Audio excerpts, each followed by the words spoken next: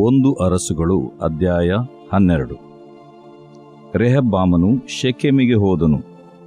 ಅಲ್ಲಿ ಎಲ್ಲಾ ಇಸ್ರಾಯೇಲ್ಯರು ಅವನನ್ನು ಅರಸನನ್ನಾಗಿ ಮಾಡುವುದಕ್ಕೆ ಕೂಡಿ ಬಂದಿದ್ದರು.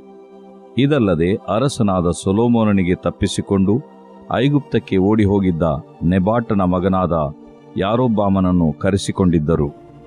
ಯಾರೊಬ್ಬಾಮನು ನಡೆದ ಸಂಗತಿಗಳ ವರ್ತಮಾನವನ್ನು ಕೇಳಿ ಎಲ್ಲಾ ಇಸ್ರಾಯೇಲ್ಯರೊಡನೆ ರೆಹಬ್ಬಾಮನ ಬಳಿಗೆ ಹೋಗಿ ಅವನಿಗೆ, ನಿನ್ನ ತಂದೆಯು ನಮ್ಮ ಮೇಲೆ ಭಾರವಾದ ನೊಗವನ್ನು ಹೇರಿದನು. ನಿನ್ನ ತಂದೆಯು ನೇಮಿಸಿದ ಬಿಟ್ಟಿ ಕೆಲಸವನ್ನು ನೀನು ಕಡಿಮೆ ಮಾಡಿ ನಮ್ಮ ಮೇಲಿರುವ ಭಾರವಾದ ನೊಗವನ್ನು ಹಗುರ ಮಾಡುವುದಾದರೆ ನಾವು ನಿನ್ನನ್ನು ಸೇವಿಸುವೆವು ಎಂದು ಹೇಳಲು ಅವನು, ನೀವು ಈಗ ಹೋಗಿ 3 ದಿನಗಳಾದ ನಂತರ ತಿರುಗಿ ಬನ್ನಿರಿ ಎಂದು ಉತ್ತರ ಕೊಟ್ಟನು. ಜನರು ಹೋದರು. ಆಗ ಅರಸನಾದ ರೆಹಬ್ಬಾಮನು ತನ್ನ ತಂದೆಯಾದ ಸೊಲೊಮೋನನ ಕಾಲದಲ್ಲಿ ಮಂತ್ರಿಗಳಾಗಿದ್ದ ಹಿರಿಯರನ್ನು ಕೂಡಿಸಿ ತಾನು ಜನರಿಗೆ ಕೊಡತಕ್ಕ ಉತ್ತರದ ವಿಷಯದಲ್ಲಿ ಅವರ ಆಲೋಚನೆಯನ್ನು ಕೇಳಿದನು. ಅವರು ಅವನಿಗೆ, ನೀನು ಈ ಹೊತ್ತು ಈ ಜನರ ಮಾತನ್ನು ಕೇಳಿ ಅವರಿಗೆ ಒಳಗಾಗಿ ಒಳ್ಳೆ ಉತ್ತರ ಕೊಡುವುದಾದರೆ ಅವರು ಯಾವಾಗಲೂ ನಿನಗೆ ಒಳಗಾಗಿರುವರು ಅಂದರು. ಆದರೆ ಅವನು ಹಿರಿಯರ ಆಲೋಚನೆಯನ್ನು ನಿರಾಕರಿಸಿ ತನ್ನ ಸಂಗಡ ಬೆಳೆದು ತನ್ನ ಮಂತ್ರಿಗಳಾದ ಯೌವನಸ್ಥರನ್ನು ಕರೆಸಿ, ನನ್ನ ತಂದೆಯು ಹೇರಿದ ನೊಗವನ್ನು ಹಗುರ ಮಾಡಬೇಕೆಂದು ಬೇಡಿಕೊಳ್ಳುವ ಈ ಜನರಿಗೆ ಯಾವ ಉತ್ತರವನ್ನು ಕೊಡತಕ್ಕದ್ದು? ಈ ವಿಷಯದಲ್ಲಿ ನಿಮ್ಮ ಆಲೋಚನೆ ಏನು ಎಂದು ಕೇಳಲು ಅವರು ಅವನಿಗೆ, ನಿನ್ನ ತಂದೆಯು ನಮ್ಮ ಮೇಲೆ ಹೇರಿರುವ ನೊಗವನ್ನು ಹಗುರ ಮಾಡು ಎಂಬುದಾಗಿ ನಿನ್ನನ್ನು ಬೇಡಿಕೊಂಡ ಜನರಿಗೆ ನೀನು, ನನ್ನ ತಂದೆಯ ನಡುವಿಗಿಂತ ನನ್ನ ಕಿರುಬೆರಳು ದಪ್ಪವಾಗಿದೆ. ನನ್ನ ತಂದೆಯು ನಿಮ್ಮ ಮೇಲೆ ಭಾರವಾದ ನೊಗವನ್ನು ಹಾಕಿರುವುದು ನಿಜ, ಆದರೆ ನಾನು ಅದಕ್ಕೆ ಇನ್ನೂ ಹೆಚ್ಚಿನ ಭಾರವನ್ನು ಕೂಡಿಸುತ್ತೇನೆ. ಅವನು ನಿಮ್ಮನ್ನು ಬಾರುಕೋಲುಗಳಿಂದ ಹೊಡೆದದ್ದು ನಿಜ, ನಾನಾದರೋ ನಿಮ್ಮನ್ನು ಮುಳ್ಳು ಕೊರಡೆಗಳಿಂದ ದಂಡಿಸುವೆನು ಎಂಬುದಾಗಿ ಹೇಳಬೇಕು ಎಂದು ಉತ್ತರ ಕೊಟ್ಟರು. ಯಾರೊಬ್ಬಾಮನು ಎಲ್ಲಾ ಜನರು ಅರಸನಾದ ರೆಹಬ್ಬಾಮನ ಅಪ್ಪಣೆಯಂತೆ 3ನೆಯ ದಿನದಲ್ಲಿ ತಿರುಗಿ ಅವನ ಬಳಿಗೆ ಬಂದರು.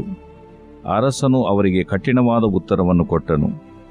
ಅವನು ಹಿರಿಯರ ಆಲೋಚನೆಯನ್ನು ನಿರಾಕರಿಸಿ ಯೌವನಸ್ಥರ ಆಲೋಚನೆಗನುಸಾರವಾಗಿ ಜನರಿಗೆ, ನನ್ನ ತಂದೆಯು ನಿಮ್ಮ ಮೇಲೆ ಭಾರವಾದ ನೊಗವನ್ನು ಹೇರಿರುವುದು ನಿಜ, ಆದರೆ ನಾನು ಅದಕ್ಕೆ ಇನ್ನೂ ಹೆಚ್ಚಿನ ಭಾರವನ್ನು ಕೂಡಿಸುವೆನು. ಅವನು ನಿಮ್ಮನ್ನು ಬಾರುಕೋಲುಗಳಿಂದ ಹೊಡೆದದ್ದು ನಿಜ, ನಾನಾದರೋ ಮುಳ್ಳು ಕೊರಡೆಗಳಿಂದ ದಂಡಿಸುವೆನು ಎಂದು ನುಡಿದನು. ಅವನು ಜನರ ಮಾತನ್ನು ಕೇಳದೆ ಹೋದದ್ದು ಯೆಹೋವನಿಂದಲೇ. ಈ ಪ್ರಕಾರ ಯೆಹೋವನು ಶಿಲೋವಿನವನಾದ ಅಹೀಯನ ಮುಖಾಂತರವಾಗಿ ನೆಬಾಟನ ಮಗನಾದ ಯಾರೊಬ್ಬಾಮನಿಗೆ ಹೇಳಿಸಿದ ಮಾತು ನೆರವೇರಿತು. ಅರಸನು ತಮ್ಮ ಮಾತನ್ನು ಲಕ್ಷಿಸಲಿಲ್ಲವೆಂದು ನೋಡಿ ಇಸ್ರಾಯೇಲ್ಯರೆಲ್ಲರೂ ಅವನಿಗೆ, ದಾವೀದನಲ್ಲಿ ನಮಗೇನು ಪಾಲು? ಇಷಯನ ಮಗನಲ್ಲಿ ನಮಗೇನು ಬಾಧ್ಯತೆ? ಇಸ್ರಾಯೇಲ್ಯರೇ, ನಿಮ್ಮ ನಿಮ್ಮ ನಿವಾಸಗಳಿಗೆ ಹೋಗಿರಿ, ದಾವೀದನವರೇ, ನಿಮ್ಮ ಕುಲವನ್ನು ನೀವೇ ನೋಡಿಕೊಳ್ಳಿರಿ ಎಂದು ಹೇಳಿ ತಮ್ಮ ತಮ್ಮ ನಿವಾಸಗಳಿಗೆ ಹೋದರು. ಯೆಹೂದ ಪ್ರಾಂತದಲ್ಲಿದ್ದ ಇಸ್ರಾಯೇಲ್ಯರಾದರೂ ರೆಹಬ್ಬಾಮನ ಅಧೀನದಲ್ಲಿದ್ದರು. ರೆಹಬ್ಬಾಮನು ಬಿಟ್ಟಿ ಕೆಲಸದವರ ಮೇಲ್ವಿಚಾರಕನಾದ ಅದೋರಾಮನನ್ನು ಇಸ್ರಾಯೇಲ್ಯರ ಬಳಿಗೆ ಕಳುಹಿಸಲು ಅವರು ಇವನನ್ನು ಕಲ್ಲೆಸೆದು ಕೊಂದರು. ಅರಸನಾದ ರೆಹಬ್ಬಾಮನು ಬೇಗನೆ ರಥವನ್ನೇರಿ ಯೆರೂಸಲೇಮಿಗೆ ಓಡಿಹೋದನು. ಇಸ್ರಾಯೇಲ್ಯರು ಅಂದಿನಿಂದ ಇಂದಿನವರೆಗೂ ದಾವೀದನ ಕುಟುಂಬದವರೊಡನೆ ಸಮಾಧಾನವಾಗಲೇ ಇಲ್ಲ. ಯಾರೊಬ್ಬಾಮನು ಹಿಂದಿರುಗಿ ಬಂದಿದ್ದಾನೆಂಬ ವರ್ತಮಾನವು ಇಸ್ರಾಯೇಲ್ಯರಿಗೆ ಗೊತ್ತಾದಾಗ ಅವರೆಲ್ಲರೂ ಅವನನ್ನು ನೆರೆದ ಸಭೆಯ ಮುಂದೆ ಕರೆಸಿ ತಮ್ಮ ಅರಸನನ್ನಾಗಿ ನೇಮಿಸಿಕೊಂಡರು. ದಾವೀದನ ಕುಟುಂಬದವರನ್ನು ಯೆಹೂದ ಕುಲವೇ ಹೊರತು ಬೇರೆ ಯಾವ ಕುಲವೂ ಹಿಂಬಾಲಿಸಲಿಲ್ಲ. ಸೊಲೊಮೋನನ ಮಗನಾದ ರೆಹಬ್ಬಾಮನು ಯೆರೂಸಲೇಮನ್ನು ಮುಟ್ಟಿದ ನಂತರ ಇಸ್ರಾಯೇಲ್ಯರಿಗೆ ವಿರೋಧವಾಗಿ ಯುದ್ಧ ಮಾಡುವುದಕ್ಕೂ ರಾಜ್ಯವನ್ನು ತಿರುಗಿ ತನಗೆ ವಶಪಡಿಸಿಕೊಳ್ಳುವುದಕ್ಕೂ ಯೆಹೂದ ಬೆನ್ಯಾಮೀನ್ ಕುಲಗಳಿಂದ 180,000 ಮಂದಿ ಶ್ರೇಷ್ಠ ಸೈನಿಕರನ್ನು ಕೂಡಿಸಿದನು. ಆಗ ದೇವರ ಮನುಷ್ಯನಾದ ಶೆಮಾಯನಿಗೆ, ನೀನು ಹೋಗಿ ಸೊಲೊಮೋನನ ಮಗನೂ ಯೆಹೂದದ ಅರಸನೂ ಆದ ರೆಹಬ್ಬಾಮನಿಗೂ ಯೆಹೂದ ಬೆನ್ಯಾಮೀನ್ ಕುಲಗಳವರಿಗೂ ಉಳಿದ ಜನರಿಗೂ, ಯೆಹೋವನ ಮಾತನ್ನು ಕೇಳಿರಿ. ನೀವು ನಿಮ್ಮ ಸಹೋದರರಾದ ಇಸ್ರಾಯೇಲ್ಯರೊಡನೆ ಯುದ್ಧ ಮಾಡುವುದಕ್ಕೆ ಹೋಗಬಾರದು. ಎಲ್ಲರೂ ಹಿಂದಿರುಗಿ ಹೋಗಿರಿ. ಈ ಕಾರ್ಯವು ಯೆಹೋವನಿಂದಾಗಿದೆ ಎಂದು ಹೇಳಬೇಕು ಎಂಬ ದೈವೋತ್ತರ ಉಂಟಾಗಲು ಅವರು ಯೆಹೋವನ ಮಾತನ್ನು ಕೇಳಿ ಹಿಂದಿರುಗಿ ಹೋದರು. ಯಾರೊಬ್ಬಾಮನು ಎಫ್ರಾಯಿಂ ಬೆಟ್ಟದ ಸೀಮೆಯಲ್ಲಿನ ಶೆಕೆಮ್ ಪಟ್ಟಣವನ್ನು ಭದ್ರಪಡಿಸಿ ಅಲ್ಲಿ ವಾಸಿಸಿದನು. ಅಲ್ಲಿಂದ ಪೆನೂವೇಲಿಗೆ ಹೋಗಿ ಅದನ್ನೂ ಭದ್ರಪಡಿಸಿದನು. ಅವನು ತನ್ನ ಮನಸ್ಸಿನಲ್ಲಿ, ರಾಜ್ಯವು ತಿರುಗಿ ದಾವೀದನ ಕುಟುಂಬದವರಿಗೆ ಆಗುವುದೋ ಏನೋ, ಜನರು ಯೆರೂಸಲೇಮಿನಲ್ಲಿರುವ ಯೆಹೋವನ ಆಲಯಕ್ಕೆ ಯಜ್ಞಾರ್ಪಣೆಗಾಗಿ ಹೋಗುವುದಾದರೆ ಅವರ ಮನಸ್ಸು ಅವರ ಒಡೆಯನೂ ಯೆಹೂದದ ಅರಸನೂ ಆದ ರೆಹಬ್ಬಾಮನ ಕಡೆಗೆ ತಿರುಗಿತು. ಅವರು ನನ್ನನ್ನು ಕೊಂದು ಅವನ ಬಳಿಗೆ ಹೋದಾರು ಅಂದುಕೊಂಡು ಬಹಳವಾಗಿ ಆಲೋಚಿಸಿ ಕಡೆಯಲ್ಲಿ ಬಂಗಾರದ 2 ಬಸವನ ಮೂರ್ತಿಗಳನ್ನು ಮಾಡಿಸಿ ಇಸ್ರಾಯೇಲರಿಗೆ, ನೀವು ಜಾತ್ರೆಗಾಗಿ ಯೆರೂಸಲೇಮಿಗೆ ಹೋದದ್ದು ಸಾಕಾಯಿತು. ಇಗೋ, ನಿಮ್ಮನ್ನು ಐಗುಪ್ತದಿಂದ ಕರತಂದ ದೇವರುಗಳು ಇಲ್ಲಿರುತ್ತವೆ ಎಂದು ಹೇಳಿ ಅವುಗಳಲ್ಲಿ ಒಂದನ್ನು ಬೇತೇಲಿನಲ್ಲಿರಿಸಿ ಇನ್ನೊಂದನ್ನು ದಾನಿಗೆ ಕಳುಹಿಸಿದನು. ಇದು ಪಾಪಕ್ಕೆ ಕಾರಣವಾಯಿತು. ಜನರು ಈ 2ನೆಯ ವಿಗ್ರಹವನ್ನು ಮೆರವಣಿಗೆಯಿಂದ ದಾನಿಗೆ ಒಯ್ದರು. ಇದಲ್ಲದೆ ಅವನು ಪೂಜಾಗಿರಿಗಳ ಮೇಲೆ ಗುಡಿಗಳನ್ನು ಕಟ್ಟಿಸಿ ಲೇವಿಯರಲ್ಲದ ಕನಿಷ್ಠ ಜನರನ್ನು ಯಾಜಕರನ್ನಾಗಿ ನೇಮಿಸಿದನು. ಅವನು 8ನೆಯ ತಿಂಗಳ 15ನೆಯ ದಿವಸ ಬೇತೇಲಿನಲ್ಲಿ ಯೆಹೂದ ದೇಶದ ಜಾತ್ರೆಗೆ ಸರಿಯಾದ ಜಾತ್ರೆಯು ನಡೆಯಬೇಕೆಂದು ಅಪ್ಪಣೆ ಮಾಡಿ ತಾನೂ ಅಲ್ಲಿಗೆ ಹೋಗಿ ಅಲ್ಲಿ ನಿಲ್ಲಿಸಿದ ಬಸವನ ಮೂರ್ತಿಗಳಿಗೋಸ್ಕರ ವೇದಿಯ ಮೇಲೆ ಯಜ್ಞ ಮಾಡಿದನು. ತಾನು ಏರ್ಪಡಿಸಿದ ಪೂಜಾ ಸ್ಥಳಗಳ ಯಾಜಕರನ್ನು ಬೇತೇಲಿನ ದೇವಸ್ಥಾನದ ಸೇವೆಗೆ ನೇಮಿಸಿದನು. ಇಸ್ರಾಯೇಲ್ಯರು 8ನೆಯ ತಿಂಗಳ 15ನೆಯ ದಿವಸದಲ್ಲಿ ಹಬ್ಬವನ್ನಾಚರಿಸಬೇಕೆಂದು ಯಾರೊಬ್ಬಾಮನು ಸ್ವೇಚ್ಛೆಯಿಂದ ಗೊತ್ತು ಮಾಡಿ ಆ ಸಮಯಕ್ಕೆ ತಾನೂ ಬೇತೇಲಿನ ಯಜ್ಞವೇದಿಯ ಬಳಿಗೆ ಹೋಗಿ ಧೂಪ ಸುಡುವುದಕ್ಕಾಗಿ ಅದರ ಮೆಟ್ಲುಗಳನ್ನು ಹತ್ತುತ್ತಿರುವಾಗ ಯೆಹೂದ ದೇಶದವನಾದ ಒಬ್ಬ ದೇವರ ಮನುಷ್ಯನು ಯೆಹೋವನಿಂದ ಕಳುಹಿಸಲ್ಪಟ್ಟವನಾಗಿ ಬೇತೇಲಿಗೆ ಬಂದನು. ದೇವರು ಪ್ರೀತಿಸುವ ಪ್ರೀತಿಯ ಬಿಗ್ ಜೆ ಟಿವಿ ಪ್ರಿಯ ವೀಕ್ಷಕರಿಗೆ ನಮ್ಮ ಕರ್ತನಾದ ಯೇಸು ಕ್ರಿಸ್ತನ ಹೆಸರಿನಲ್ಲಿ ನಿಮ್ಮನ್ನು ವಂದಿಸಿ ಆಹ್ವಾನಿಸುತ್ತಿದ್ದೇವೆ. ಬನ್ನಿರಿ, ಇಂದಿನ ನಮ್ಮ ಅಧ್ಯಯನ 1ನೇ ಅರಸುಗಳ ಗ್ರಂಥ, the first book of the Kings, chapter 12, 12ನೇ ಅಧ್ಯಾಯ. ಮೊದಲನೇ ಅರಸುಗಳ ಗ್ರಂಥದಲ್ಲಿ ಅದರಲ್ಲಿಯೂ 11ನೇ ವಚನವನ್ನು ಸ್ವಲ್ಪ ಅಧ್ಯಾಯವನ್ನು ರೀಕ್ಯಾಪ್ ಮಾಡಿಕೊಳ್ಳುವಾಗ ನಮಗೆ ಕೆಲವು ಆಶ್ಚರ್ಯಗಳು ಕಾದಿರ್ತದೆ. 1ನೇ ಅಧ್ಯಾಯದಿಂದ ಬರುವಾಗ ಭಾಳ ಬಿಲ್ಡಪ್ ಆಗಿ ಒಂದೊಂದಾಗಿ ಕ್ರಮೇಣವಾಗಿ ಕ್ರಮಬದ್ಧವಾಗಿ 1ನೇ ಅರಸುಗಳ ಗ್ರಂಥ 1ನೇ ಅಧ್ಯಾಯದಲ್ಲಿ ಸೊಲೊಮೋನನು ರಾಜ್ಯಾಭಿಷೇಕವನ್ನು ಪಡ್ಕೊಂಡು ತಂದೆ, 2ನೇ ಅಧ್ಯಾಯದಲ್ಲಿ ದೇವರ ಆಶೀರ್ವಾದವನ್ನು ಪಡ್ಕೊಂಡು, 3ನೇ ಅಧ್ಯಾಯದಲ್ಲಿ ದೇವರ ಜ್ಞಾನವನ್ನು ಪಡ್ಕೊಂಡು, 4ನೇ ಅಧ್ಯಾಯದಲ್ಲಿ ಭಾಳ ಜನರ ಕೋವರ್ಕರ್ಸ್ ಜೊತೆಗೆಲಸದವ್ರನ್ನ ಸಂಗ್ರಹಿಸಿಕೊಂಡು, ಅದಾದ ನಂತರ 5ನೇ ಅಧ್ಯಾಯದಲ್ಲಿ ಅವನು ವಸ್ತುಗಳನ್ನು ದೇವರ ಆಲಯಕ್ಕಾಗಿ ಕಟ್ಟಬೇಕಂತ ಹೇಳ್ಬಿಟ್ಟು ಒಂದು ಮನೋಭಿಲಾಷೆ, ಬಯಕೆ, ಪ್ರಾರ್ಥನೆ ಇಟ್ಕೊಂಡು 6ನೇ ಅಧ್ಯಾಯದಲ್ಲಿ ದೇವರ ಆಲಯವನ್ನು ಕಟ್ಟಿ ಮುಗಿಸ್ತಾನೆ. 7ನೇ ಅಧ್ಯಾಯದಲ್ಲಿ ಅರಮನೆಯನ್ನು ಕೂಡ ಕಟ್ಕೊಂಡ್ಬಿಡ್ತಾನೆ ಮತ್ತು ಸ್ವಲ್ಪ ಅಡಿಷ್ನಲ್ ಕೆಲಸವನ್ನು ದೇವಾಲಯದಲ್ಲಿ ಅವನು ಮಾಡಿದ ನಂತರ 8ನೇ ಅಧ್ಯಾಯದಲ್ಲಿ ಅವನು ದೇವಾಲಯವನ್ನು ಪ್ರತಿಷ್ಠೆ ಮಾಡ್ತಾನೆ ರೀ. ಪ್ರತಿಷ್ಠೆ ಮಾಡಿದಾಗ ದೇವರ ಪ್ರಭಾವ, ದೇವರ ಮಹಿಮೆ, ದೇವರ ತೇಜಸ್ಸು ಆಲಯದಲ್ಲಿ ತುಂಬಿಕೊಂಡ್ಬಿಡ್ತದೆ. ಯಾಜಕರು ಒಳಗೆ ಹೋಗ್ಲಿಕ್ಕೆ ಆಗ್ತಾಯಿಲ್ಲ, ಸೇವೆ ಮಾಡಲಿಕ್ಕೆ ಆಗ್ತಾಯಿಲ್ಲ. ಅಂಥ ಮಟ್ಟಿಗೆ ದೇವರ ಪ್ರಭಾವ, ದೇವರ ಮಹಿಮೆ ಆಲಯದಲ್ಲಿ ತುಂಬಿರ್ತದೆ. ಮತ್ತು ಅದಾದ ನಂತರ ಸೊಲೊಮೋನನು ಆ 9ನೇ ಅಧ್ಯಾಯ 1ನೇ ಅರಸುಗಳಲ್ಲಿ ನೋಡುವಾಗ ದೇವರು ಮಾತಾಡ್ತಾನೆ ರೀ. ದೇವರ ಪ್ರಸನ್ನತೆ ಹೊಂದೋದು ಒಂದು, ದೇವರು ಮಾತನಾಡೋದು ಬೇರೊಂದು. ಅಂಥ ಅನುಭವ ಸೊಲೊಮೋನ್ಗೆ ಸಿಗ್ತದೆ. ದೇವರು ಮೆಚ್ಚುಗೆಯನ್ನು ವ್ಯಕ್ತಪಡಿಸ್ತಾನೆ, ಅಪ್ರೂವಲ್ ಆಫ್ ಗಾಡ್. ಆ ರೀತಿಯಾಗಿ ಇದ್ದಾಗ ಮತ್ತು ಅರಸುಗಳ ಗ್ರಂಥದಲ್ಲಿ 10ನೇ ಅಧ್ಯಾಯದಲ್ಲಿ ಶೆಬದ ರಾಣಿಯು ಕೂಡ ಬಂದು ಅವನನ್ನು ಸಂಧಿಸಿ ಅವನ ಜ್ಞಾನವನ್ನು ವೈಯಕ್ತಿಕವಾಗಿ ತಿಳ್ಕೊಂಡು ಸೊಲೊಮೋನಿಗೆ ಸಾಕಷ್ಟು ಬಂಗಾರವನ್ನು ಕೊಟ್ಟು, ಈಗಾಗಲೇ ಹಿರಾಮನ ಬಂಗಾರ ಕೊಟ್ಟಿದ್ದನು, ಶೆಬದ ರಾಣಿ ಬಂಗಾರ ಎಷ್ಟೋ ಲಕ್ಷಾಂತರದಷ್ಟು ತೊಲೆಗಳು ಬಂಗಾರ ಕೊಟ್ಟಿದ ಮೇಲೆ ಅಂಥ ಒಂದು ಸಂದರ್ಭದಲ್ಲಿ ಆಶೀರ್ವಾದಗಳ ಮೇಲೆ ಆಶೀರ್ವಾದ, ಸಂದರ್ಶಕರ ಮೇಲೆ ಸಂದರ್ಶನ, ಜಾಹೀರಾತು ಮೇಲೆ ಜಾಹೀರಾತು.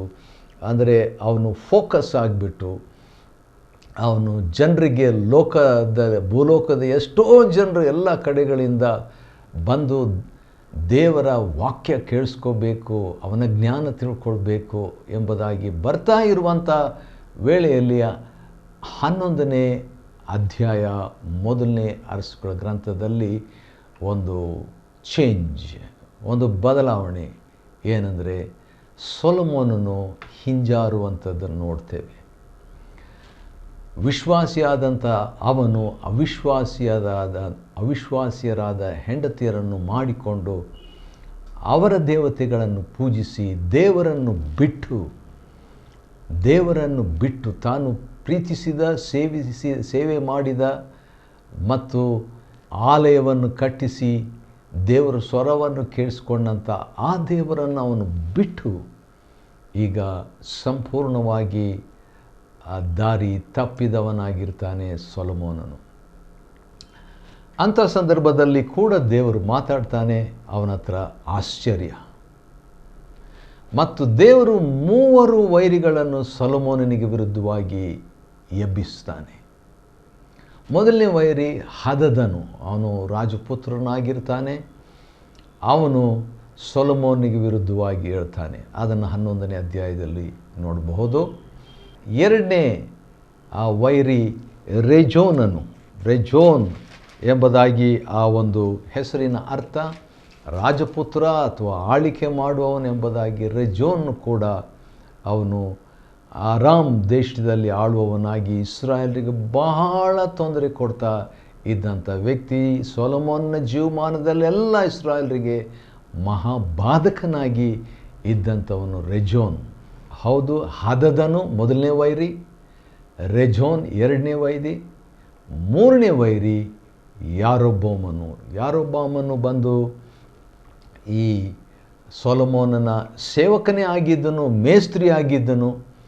ಆದರೂ ಕೂಡ ಒಂದು ದಿವಸ ಇವನು ಯಾರೊಬ್ಬಾಮನು ಹೋಗ್ತಾ ಇರುವಂಥ ವೇಳೆಯಲ್ಲಿ ಎಲ್ಲಿಗೋ ಹೋಗ್ತಾ ಇದ್ದಂತೆ. ಅಲ್ಲಿ ಕೂಡ ದೇವರ ಸಾರ್ವಭೌಮತ್ವವನ್ನು ನೋಡ್ತೇವೆ. ಅವನು ಎಲ್ಲಿಗೋ ಹೋಗಿ ಅಡವಿ ಕಡೆಗೆ ಬರ್ತಾ ಇದ್ದಾಗ ಇನ್ನೊಬ್ಬ ದೇವರ ಮನುಷ್ಯನು, ಪ್ರವಾದಿ, ಅವನ ಹೆಸರು ಅಹಿಯ ಅಂತ ಹೇಳಿದ್ರೆ ದೇವರನ್ನು ಆರಾಧಿಸುವಂಥವನು ಅಥವಾ ಯೆಹೋವನನ್ನು ಆರಾಧಿಸುವಂಥವನು, ಯೆಹೋವನಿಗೆ ಸಂಬಂಧಪಟ್ಟವನು ಎಂಬುದಾಗಿ. ಅಂಥ ಒಬ್ಬ ವ್ಯಕ್ತಿ ಬಂದು ಹೊಸ ವಸ್ತ್ರ ಹಾಕ್ಕೊಂಡಿದ್ದಂತೆ ಅಹಿಯನು. ಆ ಹೊಸ ವಸ್ತ್ರವನ್ನು 12 ಭಾಗವಾಗಿ ಹರಿದುಬಿಟ್ಟು ಅದರಲ್ಲಿ 10 ನೀನು ಆರಿಸ್ಕೋ ಯಾರೊಬ್ಬಾಮನೇ ಅಂತ ಹೇಳಿಬಿಟ್ಟು, ದೇವರು ನಿನಗೆ ಸೊಲೊಮೋನಿನಿಂದ ರಾಜ್ಯವನ್ನು ಕಿತ್ತು ನಿನಗೆ ಕೊಡ್ತಾ ಇದ್ದಾನೆ ಇಸ್ರಾಯೇಲನ್ನು. ಆದರೆ ತನಗೋಸ್ಕರವಾಗಿ ಒಂದು ಕುಲವನ್ನು, ಅದು ನಿಜಕ್ಕೂ 2 ಕುಲ, ಯಾಕಂದರೆ 12ರಲ್ಲಿ 10 ಹೋಗಿಬಿಟ್ರೆ 2 ಪ್ರಧಾನವಾಗಿ ಯೆಹೂದ ಕುಲ ಸೊಲೊಮೋನ್ನ ಮಗನಿಗೆ ಎಂಬಂಥ ಒಂದು ತೀರ್ಮಾನ ದೇವರ ಮನಸ್ಸಿನಲ್ಲಿ ಆಗ್ತದೆ. ಆ ರೀತಿಯಾಗಿ ನೋಡುವಾಗ ಸೊಲೊಮೋನನು ಹೇಗೋ ಅವನು ಜ್ಞಾನಿ ಅಲ್ವಾ, ಅವನು ಮುದುಕನಾಗಿದ್ದರು, ಹಿಂಜಾರಿದ್ರು, ಸ್ವಲ್ಪ ಸುಳಿವು ಅವನಿಗೆ ಗೊತ್ತಾಗ್ಬಿಟ್ಟು ಹೇಗಾದರೂ ಮಾಡಿ ಯಾರೊಬ್ಬಾಮನನ್ನು ಕೊಲ್ಲಬೇಕಂತ ಟ್ರೈ ಮಾಡ್ತಾನೆ ರೀ. ಆ ರೀತಿಯಾಗಿ ಪ್ರಯತ್ನ ಮಾಡಿದಾಗ ಯಾರೊಬ್ಬಾಮನು ಏನು ಮಾಡ್ತಾನೆ, ಅಲ್ಲಿಂದ ಐಗುಪ್ತದ ಅರಸನಾದಂಥ ಶೀಶಕನ ಬಳಿಗೆ ಓಡೋಗ್ಬಿಟ್ಟು ಸೊಲೊಮೋನನು ಸಾಯೋ ತನಕ ಅಲ್ಲೇ ಇರ್ತಾನೆ ಐಗುಪ್ತ ದೇಶದಲ್ಲಿ. ಸೊಲೊಮೋನನು ಅವನ ಮರಣದ ನಂತರ ಏನಾಗ್ತದೆ ಎಂಬುದಾಗಿ ನೋಡುವಾಗ ಅವನಿಗೆ ಬದಲಾಗಿ ಅವನ ಮಗನಾದ ರೆಹಬ್ಬಾಮನು ಅರಸನಾದನು. ರೆಹಬ್ಬಾಮನು ಅಂತ ಹೇಳಿದರೆ ಜನರು ನನ್ನನ್ನು ವಿಸ್ತರಿಸಿದ್ದಾರೆ, ಪೀಪಲ್ ಹ್ಯಾಸ್ ಎನ್ಲಾರ್ಜ್ಡ್ ಮೀ. ಹಾಗಾದರೆ ಜನರಿಂದ ಒಂದು ರೀತಿಯಿಂದ ನಿಜನೇ ಜನರು ಅವನನ್ನು ವಿಸ್ತರಿಸಿಬಿಟ್ರು, ವಿಸ್ತಾರ ಮಾಡಿದ್ದಾರೆ ರೆಹಬ್ಬಾಮನನ್ನು.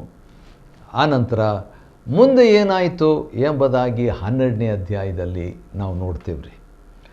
12ನೇ ಅಧ್ಯಾಯದ ಪ್ರಕಾರವಾಗಿ ರೆಹಬಾಮನು ಶೆಕೆಮಿಗೆ ಹೋದನು. ಅಲ್ಲಿ ಅವನು ಕೂಡಿ ಬಂದಿದ್ದಾಗ ಏನಾಯಿತು, ಐಗುಪ್ತ ದೇಶದ ಇದಲ್ಲದೆ ಅರಸನಾದ ಸೊಲೊಮೋನನಿಗೆ ತಪ್ಪಿಸಿಕೊಂಡು ಐಗುಪ್ತ ದೇಶಕ್ಕೆ ಓಡಿ ಹೋಗಿದ್ದಂಥ ಯಾರೊಬ್ಬಾಮನು ನಡೆದ ಸಂಗತಿಗಳನ್ನು ವರ್ತಮಾನಗಳನ್ನು ಕೇಳಿ ಎಲ್ಲ ಇಸ್ರಾಯೇಲರೊಡನೆ ರೆಹಬಾಮನ ಬಳಿಗೆ ಹೋಗಿ ಅವನಿಗೆ, ಈಗ ಯಾರೊಬ್ಬಾಮನು ಮತ್ತು ಇಸ್ರಾಯೇಲರೆಲ್ಲರೂ ಒಂದು ಕಡೆ, ಸೊಲೊಮೋನನ ಮಗನಾದಂಥ ರೆಹಬಾಮನು ಇನ್ನೊಂದು ಕಡೆ, ಅವನ ಅರಸನು, ಇವರೆಲ್ಲ ಸೇವಕರು ಬಂದಾಗ ಅವರು ಕೇಳಿದಂಥ ಒಂದು ಬೇಡಿಕೆ ಇತ್ತು. ಏನಂತ ಕೇಳ್ತಾರೆ, ಮೊದಲನೇ ಅರಸುಗಳ ಗ್ರಂಥ ಫಸ್ಟ್ ಕಿಂಗ್ಸ್ ಚಾಪ್ಟರ್ 12 ವರ್ಸ್ 4, 12:4. ನಿನ್ನ ತಂದೆಯು ನಮ್ಮ ಮೇಲೆ ಭಾರವಾದ ನೊಗವನ್ನು ಹೇರಿದನು, ಅಂದರೆ ಸೊಲೊಮೋನನು. ನಿನ್ನ ತಂದೆಯು ನೇಮಿಸಿದ ಬಿಟ್ಟಿ ಕೆಲಸವನ್ನು ನೀನು ಕಡಿಮೆ ಮಾಡಿ ನಮ್ಮ ಮೇಲಿರುವ ಭಾರವಾದ ನೊಗವನ್ನು ಹಗುರ ಮಾಡುವುದಾದರೆ ನಾವು ನಿನ್ನನ್ನು ಸೇವಿಸುವೆವು, ನಿನ್ನ ಸೇವೆ ನಾವು ಮಾಡ್ತೇವೆ ಎಂಬುದಾಗಿ ಹೇಳಿದಾಗ ರೆಹಬಾಮನು ಏನು ಮಾಡ್ತಾನೆ, 3 ದಿನ ಟೈಮ್ ತಗೊಳ್ತಾನೆ. ನೀವು ಈಗ ಹೋಗಿ 3 ದಿನಗಳಾದ ನಂತರ ತಿರುಗಿ ಬನ್ನಿರಿ ಅಂತ ಉತ್ತರ ಕೊಡ್ತಾನೆ ರೀ. ಆ ರೀತಿಯಾಗಿ ಅವ್ರು ಹೋದಾಗ 1 ದಿನ 2 ದಿನ 3 ದಿನ ಟೈಮ್ ಇದೆ. ರೆಹಬಾಮನು ತನ್ನ ತಂದೆಯಾದ ಸೊಲೊಮೋನನ ಕಾಲದಲ್ಲಿದ್ದ ಮಂತ್ರಿಗಳಾಗಿದ್ದ ಹಿರಿಯರನ್ನು ಕೂಡಿಸ್ಬಿಟ್ಟು ಇದರ ಬಗ್ಗೆ ವಿಚಾರಣೆ ಮಾಡಿದಾಗ ಅವ್ರು ಹೇಳಿದ್ದೇನೆಂದರೆ, ಹೌದು, ಅವರು ಕೇಳಿದ್ದು ನ್ಯಾಯನೇ, ಅದರಂತೆ ನೀನು ಮಾಡು, ಹಗುರ ಮಾಡು ಕೆಲಸ ಅಂತ. ಆದರೆ ಈ ಮಾತನ್ನು, ಅವರ ಆಲೋಚನೆಯನ್ನು ಈ ರೆಹಬಾಮನಿಗೆ ಅಷ್ಟು ಖುಷಿಯಾಗಿರಲ್ಲ. ಅದನ್ನು ಅವನು ತಿರಸ್ಕರಿಸಿ, ಹಿರಿಯರ ಆಲೋಚನೆಯನ್ನು ತಿರಸ್ಕರಿಸಿ ಏನು ಮಾಡ್ತಾನೆ, ಅವನು ತನ್ನ ಸಂಗಡ ಬೆಳೆದು ತನ್ನ ಮಂತ್ರಿಗಳಾದ ಯೌವನಸ್ಥರನ್ನು ಕರೆಸ್ತಾನೆ. ಹಿರಿಯರು ಅವ್ರಿಗೆ ಹೇಳಿದರು ಏನಂತ, ನೀನು ಈ ಹೊತ್ತು ಈ ಜನರ ಮಾತನ್ನು ಕೇಳಿ ಅವರಿಗೆ ಒಳಗಾಗೋದು ಒಳ್ಳೆಯದು ಅಂತ ಹೇಳಿದಾಗ ಆ ಹಿರಿಯರ ಮಾತನ್ನು ಕೇಳದೆ ಯೌವನಸ್ಥರ ಮಾತನ್ನು ಕೇಳಿದಾಗ ಯೌವನಸ್ಥರು ಆಪೋಸಿಟಾಗಿ ಸಮಾಲೋಚನೆ ಕೊಡ್ತಾರೆ. ಅದಕ್ಕೆ ತದ್ವಿರುದ್ಧವಾಗಿ, ಅಂದರೆ ಜನರು ಕೇಳಿದ್ದು, ಯಾರೊಬ್ಬಾಮನು ಕೇಳಿದ್ದು ಏನಂತ, ನಮಗೆ ಹಗರ ಮಾಡಿರಿ ಕೆಲಸ ಅಂತ, ಬಿಟ್ಟಿ ಕೆಲಸ, ಅದರಂತೆ ಮಾಡು ಅಂತ ಹೇಳ್ಬಿಟ್ಟು ಹಿರಿಯರು, ಸೊಲೊಮೋನನ ಹಿರಿಯರು ಕೂಡ, ಸೊಲೊಮೋನನಿಗೆ ಮಂತ್ರಿಗಳಾಗಿದ್ದಂಥವರು ಕೂಡ ಅದೇ ಮಾತು ಹೇಳಿದರು. ಆದರೆ ಸೊಲೊಮೋನನ ಮಗ ಅವರ ಮಾತನ್ನು ಕೇಳದೆ ಯೌವನಸ್ಥರನ್ನು ಕೇಳಿದಾಗ ಯೌವನಸ್ಥರು ಇಲ್ಲ, ಕಡಿಮೆ ಮಾಡಬೇಡ, ಇನ್ನೂ ಹೆಚ್ಚು ಮಾಡು ಎಂಬಂಥ ವಿರುದ್ಧ ಆಲೋಚನೆಯನ್ನು ಹೇಳಿಕೊಟ್ಟಾಗ ಅದೇ ಅವನಿಗೆ ಸರಿ ಅಂತ ಅನ್ನಿಸ್ತು. 3ನೇ ದಿನ ಬಂತು. 3ನೇ ದಿನದಲ್ಲಿ ತಿರುಗಿ ಅವನ ಬಳಿಗೆ ಯಾರೊಬ್ಬಾಮನು ಎಲ್ಲ ಜನರು ಅರಸನಾದಂಥ ರೆಹಬಾಮನ ಮುಂದೆ ಬರ್ತಾರೆ. ಬಂದಾಗ ಅವನು ಹಿರಿಯರ ಆಲೋಚನೆಯನ್ನು ನಿರಾಕರಿಸಿ ಯೌವನಸ್ಥರು ಕೊಟ್ಟಂಥ ಆಲೋಚನೆಯನ್ನು, ನನ್ನ ತಂದೆಯು ನಿಮ್ಮ ಮೇಲೆ ಭಾರವಾದ ನೊಗವನ್ನು ಹೇರಿರುವುದು ನಿಜ, ಆದರೆ ನಾನು ಅದಕ್ಕಿಂತಲೂ ಇನ್ನೂ ಹೆಚ್ಚು ಭಾರ ನಾನು ನಿಮ್ಮ ಮೇಲೆ ಹೊರಿಸ್ತೀನಿ ಎಂಬುದಾಗಿ ಹೇಳಿದಾಗ ಅದು ನಿಜಕ್ಕೂ ಜನರಿಗೆ ಅದು ಹಿಡಿಸಲಿಲ್ಲ. ಜನರು ಅವನ ಮಾತನ್ನು ಕೇಳದೆ ಹೋದರು. ಆ ರೀತಿಯಾಗಿ ಜನರು ಅವನ ಮಾತನ್ನು ಕೇಳದೆ ಹೋದದ್ದು ಮೊದಲನೇ ಅರಸುಗಳ ಗ್ರಂಥ 12:15 ಅವನು, ಅಂದರೆ ರೆಹಬಾಮನು ಜನರ ಮಾತನ್ನು ಕೇಳದೆ ಹೋದದ್ದು ಯೆಹೋವನಿಂದಲೇ. ಈ ಪ್ರಕಾರ ಯೆಹೋವನು ಶಿಲೋವಿನವನಾದ ಅಹಿಯನ ಮುಖಾಂತರವಾಗಿ ಯರೊಬ್ಬಾಮನಿಗೆ ಹೇಳಿಸಿದ ಮಾತು ನೆರವೇರಿತು. ಆವಾಗ ಅವರ ರಿಯಾಕ್ಷನ್, ಅವರ ಪ್ರತಿಕ್ರಿಯೆ, ತಂದೆ ಆದರೂ ಹಗುರು ಮಾಡಿದನು, ಆದರೆ ಅದಕ್ಕಿಂತಲೂ ಹೆಚ್ಚಾಗಿ ನಾನು ಮಾಡ್ತೇನೆ ಎಂಬುದಾಗಿ ರೆಹಬ್ಬಾಮನು ಈ ಯಾರೊಬ್ಬಾಮನಿಗೂ ಮತ್ತು ಇಸ್ರಾಯೇಲರಿಗೂ ಆ ಮಾತನ್ನು ಹೇಳಿದಾಗ ಅವಾಗೇನಾಯಿತು ಅಂಥೇಳಿ ನೋಡೋಣವೇ. ಇಸ್ರಾಯೇಲರು ಅವನಿಗೇನಂತ ಹೇಳಿದರು, ದಾವಿದನಲ್ಲಿ ನಮಗೇನು ಪಾಲು. ಈಗ ರೆಹಬ್ಬಾಮನ ಅಜ್ಜನ ಬಗ್ಗೆ ಮಾತಾಡ್ತಾ ಇದ್ದಾರೆ ಅವರು. ದಾವಿದನಲ್ಲಿ ನಮಗೇನು ಪಾಲು, ಇಷಯನ ಮಗನಲ್ಲಿ ನಮಗೇನು ಬಾಧ್ಯತೆ. ಇಸ್ರಾಯೇಲರೇ, ನಿಮ್ಮ ನಿಮ್ಮ ನಿವಾಸಗಳಿಗೆ ಹೋಗಿರಿ, ದಾವಿದನವರೇ ನಿಮ್ಮ ಕುಲವನ್ನು ನೀವೇ ನೋಡಿಕೊಳ್ಳ್ರಿ. ಡಿವೈಡ್ ಆಗಿಬಿಡ್ತಾರೆ. ಆ ಪ್ರಜೆಗಳು 10 ಗೋತ್ರದವರು ಒಂದು ಕಡೆ, ಉಳಿದಂಥವರು ಇನ್ನೊಂದು ಕಡೆ ಎಂಬುದಾಗಿ ಆಗಿಬಿಟ್ಟು ಯೆಹೂದ ಪ್ರಾಂತದಲ್ಲಿದ್ದ ಇಸ್ರಾಯೇಲರಾದರು ರೆಹಬ್ಬಾಮನ ಅಧೀನದಲ್ಲಿದ್ದರು. ಮತ್ತು ರೆಹಬ್ಬಾಮನು ಬಿಟ್ಟಿ ಕೆಲಸದವರ ಮೇಲ್ವಿಚಾರಕನಾದ ಅದೋರಾಮನನ್ನು ಇಸ್ರಾಯೇಲರ ಬಳಿಗೆ ಕಳಿಸಲು ಅವರು ಅವನನ್ನು ಕಲ್ಲೆಸೆದು ಕೊಂದರು. ಯಾರನ್ನೋ ಒಬ್ಬರನ್ನ ಮೀಡಿಯೇಟರ್ ಥರ ಮಧ್ಯಸ್ಥಿಕೆಗಾಗಿ ಕಳಿಸಿರ್ತಾನೆ. ನೋಡಿದರೆ ಅವರು ತಮ್ಮ ಕೋಪವನ್ನು, ರೌದ್ರವನ್ನು ಇಸ್ರಾಯೇಲರು ಅಂದರೆ 10 ಗೋತ್ರದವರು ಅದರ ಜೊತೆಯಲ್ಲಿ ಯಾರೊಬ್ಬಾಮನು ಸೇರಿಕೊಂಡು ಅರಸನು ಕಳಿಸಿಕೊಟ್ಟಂಥ ಆ ಪ್ರತಿನಿಧಿಯನ್ನು ಸಂಹಾರ ಮಾಡಿದಾಗ ಏನಾಗ್ತದೆ, ಆಗ ರೆಹಬ್ಬಾಮನಿಗೆ ಭಯ ಹಿಡಿದು ಬಿಟ್ಟು ಅವನು ಓಡಿ ಹೋಗಿಬಿಡ್ತಾನೆ ಅಲ್ಲಿಂದ. ಈ ರೀತಿಯಾಗಿರುವಾಗ ಯಾರೊಬ್ಬಾಮನು ಏನು ಮಾಡ್ತಾನೆ, ಹಿಂದಿರುಗಿ ಅವನು ಬಂದ ವರ್ತಮಾನವು ಇಸ್ರಾಯೇಲರು ಎಲ್ಲರಿಗೂ ಗೊತ್ತಾಗ್ತದೆ. ಸ್ವಲ್ಪ ಜನರಿಗೆ ಗೊತ್ತಾಗಿತ್ತು, ಈಗ ಎಲ್ಲರಿಗೂ ಗೊತ್ತಾಗ್ತದೆ. ಆದ ಕಾರಣ ಅವನನ್ನು ಸಭೆಯ ಮುಂದೆ ಕರೆಸಿ ಇಸ್ರಾಯೇಲರು ಯಾರೊಬ್ಬಾಮನನ್ನು ತಮ್ಮ ಅರಸನನ್ನಾಗಿ ನೇಮಿಸಿಕೊಂಡರು. ದಾವಿದನ ಕುಟುಂಬದವರು ಏನು ಮಾಡಿದರು, ಯೆಹೂದ ಕುಲವೇ ಹೊರತು ಬೇರೆ ಯಾವ ಕುಲವೂ ಹಿಂಬಾಲಿಸಲಿಲ್ಲ. ಆದುದರಿಂದ ಸೊಲೊಮೋನನ ಮಗನಾದ ರೆಹಬ್ಬಾಮನು ಯೆರೂಸಲೇಮನ್ನು ಮುಟ್ಟಿದ ನಂತರ ಇಸ್ರಾಯೇಲರಿಗೆ ವಿರುದ್ಧವಾಗಿ ಹೇಗಾದರೂ ಯುದ್ಧ ಮಾಡಿಬಿಟ್ಟು ಮತ್ತೆ ಅವ್ರನ್ನ ಗೆದ್ಕೋಬೇಕೆಂಬಂಥ ಪ್ಲ್ಯಾನು ರೆಹಬ್ಬಾಮನ್ ಅಂದರೆ ಸೊಲೊಮೋನ್ನ ಮಗನು ಪ್ಲ್ಯಾನ್ ಮಾಡ್ತಾನೆ. ರಾಜ್ಯವನ್ನು ತಿರುಗಿ ವಶಪಡಿಸ್ಕೋಬೇಕು, ಯಾಕಂದರೆ ಮೆಜಾರಿಟಿ ಹೋಗಿಬಿಡ್ತು. ಈಗ ಇರೋವಂಥದ್ದು ಒಂದು ಸಣ್ಣ ಒಂದೇ ಕುಲ ಇವನಿಗಿದೆ, ಯೆಹೂದ ಕುಲ. ಆ ಸಣ್ಣ ಕುಲಕ್ಕೆ ರಾಜನಾಗಿರೋದು ಬೇಡ ಅಂತ ಹೇಳ್ಬಿಟ್ಟು ತಕ್ಷಣ ಯುದ್ಧಕ್ಕೆ ರೆಡಿ ಮಾಡ್ತಾನೆ ರೀ. ಆ ಯೆಹೂದ ಬೆನ್ಯಾಮೀನ್ ಕುಲಗಳಿಂದ 180,000 ಜನರು ಸೈನಿಕರನ್ನು ರೆಡಿ ಮಾಡ್ತಾನೆ. ಹಾಗಾದರೆ ಕೇವಲ ಯೆಹೂದ ಮಾತ್ರ ಅಲ್ಲ, ಬೆನ್ಯಾಮೀನ್ ಕುಲದವರು ಕೂಡ ಸಪೋರ್ಟ್ ಮಾಡಿದ್ರಂತೆ. ಹಾಗಾದರೆ 1+1 2 ಕುಲದವರು, ಮೇಯ್ನಾಗಿ ಯೆಹೂದ ಕುಲ.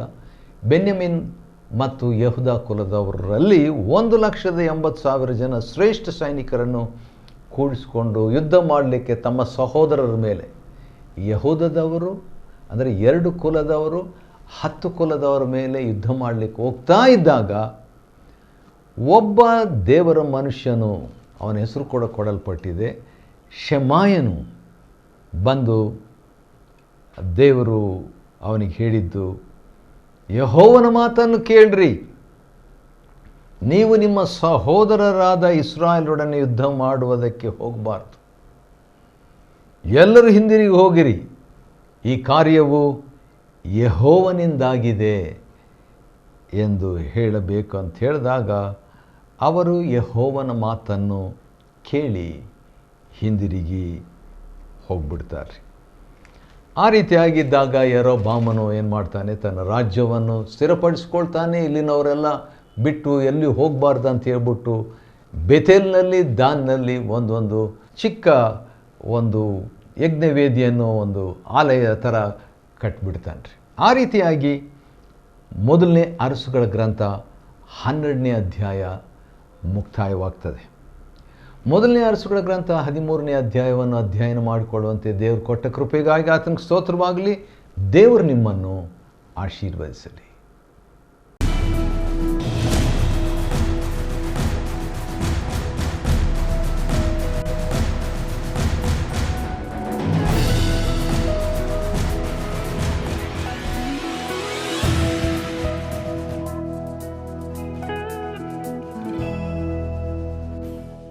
12. And Rehoboam went to Shechem, for all Israel were come to Shechem to make him king.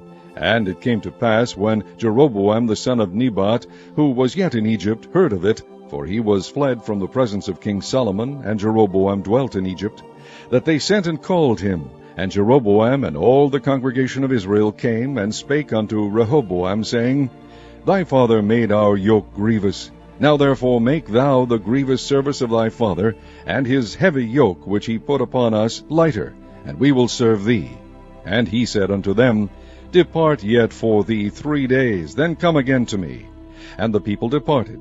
And King Rehoboam consulted with the old men that stood before Solomon his father while he yet lived, and said, How do ye advise that I may answer this people?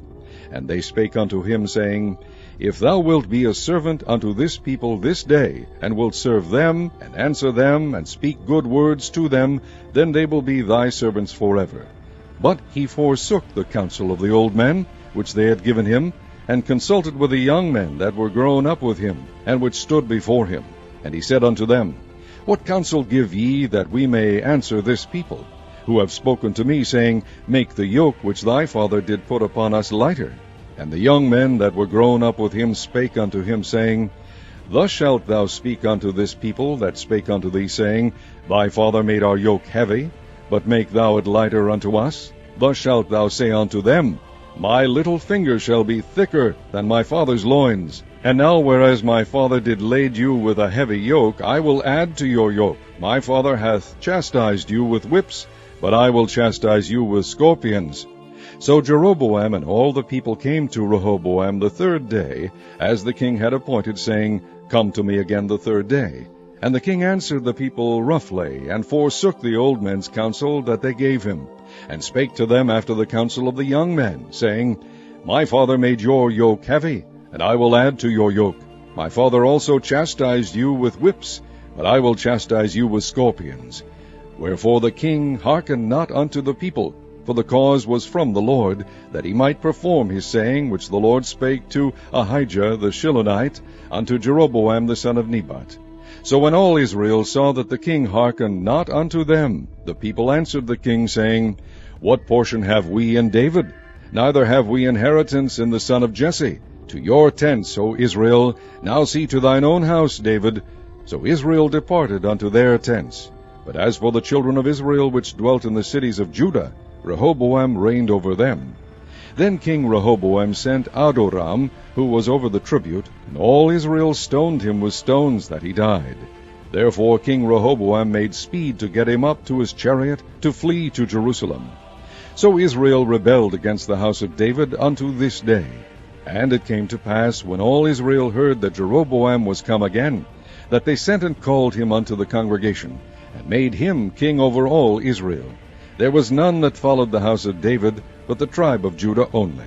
And when Rehoboam was come to Jerusalem, he assembled all the house of Judah with the tribe of Benjamin, 180,000 chosen men, which were warriors, to fight against the house of Israel, to bring the kingdom again to Rehoboam the son of Solomon. But the word of God came to Shemaiah, the man of God, saying, Speak unto Rehoboam the son of Solomon, king of Judah, and unto all the house of Judah and Benjamin, and to the remnant of the people, saying, Thus saith the Lord, Ye shall not go up, nor fight against your brethren the children of Israel.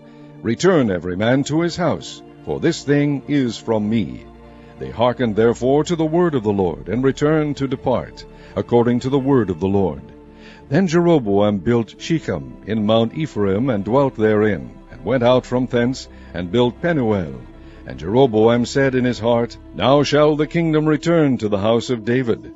If this people go up to do sacrifice in the house of the Lord at Jerusalem, then shall the heart of this people turn again unto their Lord, even unto Rehoboam king of Judah, and they shall kill me, and go again to Rehoboam king of Judah. Whereupon the king took counsel, and made 2 calves of gold, and said unto them, It is too much for you to go up to Jerusalem. Behold thy gods, O Israel, which brought thee up out of the land of Egypt. And he set the one in Bethel, and the other put he in Dan. And this thing became a sin, for the people went to worship before the one, even unto Dan. And he made an house of high places, and made priests of the lowest of the people, which were not of the sons of Levi. And Jeroboam ordained a feast in the 8th month, on the 15th day of the month, like unto the feast that is in Judah, and he offered upon the altar. So did he in Bethel, sacrificing unto the calves that he had made. And he placed in Bethel the priests of the high places which he had made. So he offered upon the altar which he had made in Bethel the 15th day of the 8th month, even in the month which he had devised of his own heart, and ordained a feast unto the children of Israel. And he offered upon the altar, and burnt incense.